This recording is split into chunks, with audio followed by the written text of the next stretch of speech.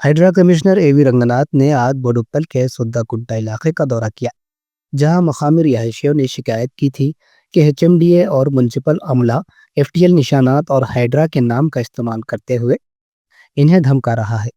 Commissioner की हिदायत पर 48 घरों पर लगाए गए गैर कानूनी निशानात फौरी तौर पर हटा दिए गए और मुतल्लिका कसूरवार एहलकारों के खिलाफ कार्रवाई की सिफारिश की गई।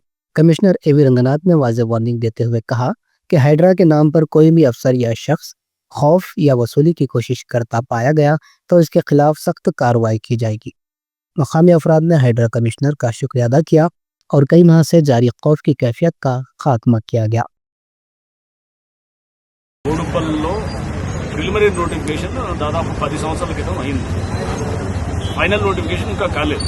అయితే ఈ లోపల చాలా మనకి ఇల్లులన్నీ వచ్చేసాయి. దీని పక్కన రోడ్డు వచ్చింది. మొత్తం ఇదంతా వచ్చిన తర్వాత దీన్ని మళ్ళా ఏదో ఒక కంప్లైంట్ వచ్చిందని వీళ్ళు ఇక్కడ స్థానికంగా ఉన్న వాళ్ళు కొంత అవగాహన రాహిత్యంతో లేకపోతే మరి ఎట్లానో తెలియదు కానీ ఇంకొక ప్రపోజల్ ఏదో పంపించి ఈ పక్కన ఉన్నటువంటి ఇల్లులన్నింటినీ కూడా ఎఫ్టీఎల్లో ఉన్నాయనేటటువంటిది ఒకటి పంపించి దాంట్లో మార్కింగ్లు ఇవ్వటం అనేది మొదలెట్టారు. ఇది ఇంటికి మార్కింగ్లు ఇవ్వడం. ఇది మా దృష్టికి కొంతమంది ఇక్కడ స్థానికంగా ఉండేవాళ్ళు వచ్చి మాకు కంప్లైంట్ చేస్తే అసలు ఏమవుతుంది క్షేత్రాలు. ఎందుకంటే ప్రభుత్వం చాలా స్పష్టమైనటువంటి ఒక పాలసీ అనేది ఉన్నది. ఎందుకంటే హైడ్రా వచ్చింది 2024 జూలైలో వచ్చింది. అంతకుముందు ఉన్నటువంటి ఇల్లులు ఏదైతే ఉన్నాయో అవన్నీ కూడా వాటిల్లో ఎఫ్టీఆర్లో ఉన్నా కానీ కూడా దాన్ని ఎటువంటి డిస్టర్బెన్స్ చేయదు.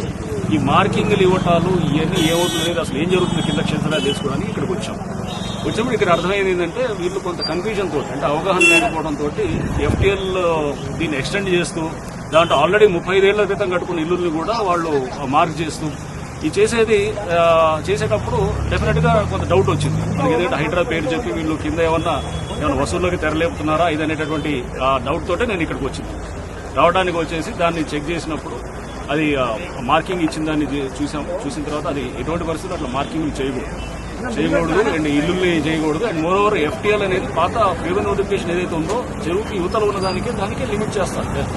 ఆల్రెడీ నివాస గృహాలన్నీ వచ్చేసి ఇప్పుడు మరి ఎక్కడ నల్లకుంట ఉన్నది, నల్లకుంట మరి చెరువు, అది మాసప్ ట్యాంక్ ఉన్నది, మాసప్ ట్యాంక్ మరి చెరువు, దాంట్లో ఇల్లులు వచ్చినాయి. మరి అక్కడ మార్కింగ్ ఇచ్చి ఎఫ్టీఎల్ ఇచ్చి ఆ ఇల్లు అని చెప్తారు, అట్లా చేయరు కదా.